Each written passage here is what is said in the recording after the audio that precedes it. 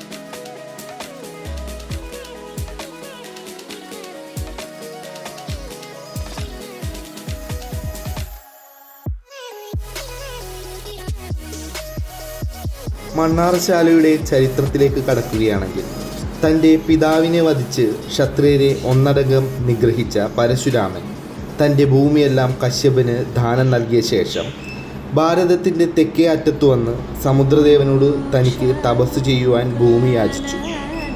സമുദ്രദേവൻ പ്രത്യക്ഷപ്പെടുകയും പരശുരാമനോട് തൻ്റെ ആയുധമായ മഴു കടലിലേക്ക് എറിയുവാനും ആവശ്യപ്പെട്ടു. മഴു ചെന്നു പതിച്ച ഭാഗം കടൽ മാറി കരയായി. ഇത്തരത്തിൽ കരയോട് ചേർന്ന പ്രദേശം ചേരളം എന്ന പേരിൽ അറിയപ്പെടുകയും പിൽക്കാലത്ത് കേരവൃക്ഷത്താൽ സമ്പന്നമായതിനാൽ കേരളം എന്നറിയപ്പെടുകയും ചെയ്തു. പരശുരാമൻ ഈ ഭൂമി ബ്രാഹ്മണർക്ക് നൽകുകയും മഹേന്ദ്രപർവ്വതത്തിലേക്ക് തപസ് ചെയ്യുവാനായി യാത്ര തിരിച്ചു. ഭൂമിദാനമായി ലഭിച്ച ബ്രാഹ്മണർ അവിടെ കൃഷി ചെയ്യുവാനായി മുതിർന്നപ്പോൾ മണ്ണിൽ ഉപ്പുരസം ഉള്ളതായി കാണപ്പെടുകയും ഈ വിവരം പരശുരാമനെ അറിയിക്കുകയും ചെയ്തു. ബ്രാഹ്മണരുടെ പ്രശ്നപരിഹാരത്തിനായി അദ്ദേഹം തൻ്റെ ഗുരുവായ പരമശിവനെ സമീപിക്കുകയും ഉപ്പുരസം മാറുവാൻ സർപ്പവിഷമാണ് ഉത്തമം എന്ന് ഉപദേശിക്കുകയും ചെയ്തു. പരമശിവന്റെ ഉപദേശപ്രകാരം പരശുരാമൻ നാഗരാജാവിനെ പ്രീതിപ്പെടുത്തുവാൻ തപസ്സു തുടങ്ങി. തൻ്റെ പ്രിയഭക്തൻ്റെ കഠിനമായ തപസ്സിൽ സംപ്രീതനായി നാഗരാജാവ് പ്രത്യക്ഷപ്പെടുകയും വരം നൽകുകയും ചെയ്തു. പരശുരാമൻ്റെ ആഗ്രഹപ്രകാരം നാഗരാജാവ് ഈ മണ്ണിൽ കുടികൊള്ളുകയുമാണ് ഉണ്ടായത്. അങ്ങനെ നാഗരാജാവിന് കുടികൊള്ളുവാനായി പരശുരാമൻ നിർമ്മിച്ച പ്രതിഷ്ഠ നടത്തിയ ക്ഷേത്രമാണ് മണ്ണാറശാല ശ്രീ നാഗരാജ ക്ഷേത്രം. ഇവിടെ മണ്ണാറശാല എന്ന പേര് വന്നതിന് പിന്നിലും ഒരു ഐതിഹ്യമുണ്ട്. പണ്ട് ഇന്ദ്രപ്രസ്ഥം പണികഴിപ്പിക്കുവാനായി അർജുനൻ ഗാണ്ഡവ വനത്തിൽ തീയിടുകയും ആ തീ കിഴക്കോട്ട് പടർന്നു പിടിക്കുകയും ചെയ്തു. പടർന്നു പിടിച്ച തീ പരശുരാമൻ പണികഴിപ്പിച്ച ക്ഷേത്ര പരിസരം വരെ എത്തി. ഇത് കണ്ട കാവും ക്ഷേത്രവും നിലനിന്നിരുന്ന ഇല്ലത്തെ സ്ത്രീകൾ സർപ്പങ്ങളുടെ രക്ഷയ്ക്കായി അടുത്തുള്ള കുളത്തിൽ നിന്നും വെള്ളം കോരി ഒഴിച്ച് തീ കെടുത്തി. എന്നാൽ തീ അണച്ചിട്ടും അതിൻ്റെ ചൂട് മണ്ണിൽ തന്നെ നിലനിന്നു. ചൂട് സഹിക്കാനാവാതെ സർപ്പങ്ങൾ ബുദ്ധിമുട്ടുന്ന കണ്ട ഇല്ലത്തെ സ്ത്രീകൾ മണ്ണിലെ ചൂടാറുന്നവരെ വെള്ളം ഒഴിച്ചുകൊണ്ട് ഇരുന്നു. അങ്ങനെ ആ പ്രദേശത്തെ മണ്ണാറിയശാല എന്ന പേര് വരികയും പിൽക്കാലത്ത് മണ്ണാറശാല എന്ന പേരിൽ അറിയപ്പെടുകയും ചെയ്തു. അഗ്നിയിൽ രക്ഷപ്പെട്ട സർപ്പങ്ങളെ ഇല്ലത്തുണ്ടായിരുന്ന വസുദേവൻ ശ്രീദേവി എന്ന ബ്രാഹ്മണ ദമ്പതികൾ പരിചരിച്ച് വേണ്ടതൊക്കെ നൽകി. പുത്രസൗഭാഗ്യമില്ലാതിരുന്ന ആ ദമ്പതികൾക്ക് ഭഗവാന്റെ അനുഗ്രഹത്താൽ ഇരട്ടക്കുഞ്ഞുങ്ങൾ ജനിച്ചു.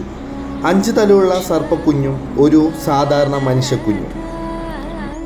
ബാല്യദശ പിന്നിട്ടതോടുകൂടി സർപ്പക്കുഞ്ഞിൻ്റെ പ്രഭാവം ദിനംപ്രതി വർദ്ധിച്ചു വന്നു.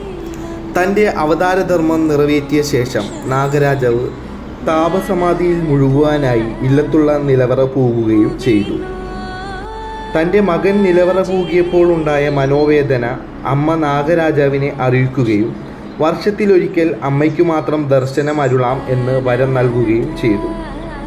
കൂടാതെ അന്നത്തെ ദിവസം അമ്മ നൽകുന്ന പൂജാതി കർമ്മങ്ങൾ സ്വീകരിക്കാം എന്നും വാക്കു നൽകി. ശിവരാത്രിയുടെ പിറ്റേന്നാണ് ഈ പൂജാ ദിവസം.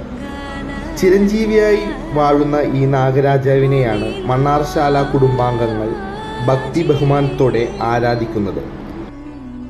ക്ഷേത്രദർശനത്തിന് ശേഷം അവിടെ നിന്നുമുള്ള പ്രസാദം സ്വീകരിച്ചതിന് ശേഷം വീട്ടിലേക്കുള്ള യാത്രയ്ക്കായി ഞങ്ങൾ തിരിച്ചു.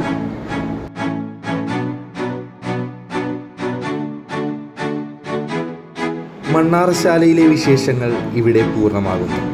മറ്റൊരു വീഡിയോയുമായി വീണ്ടും കാണാം.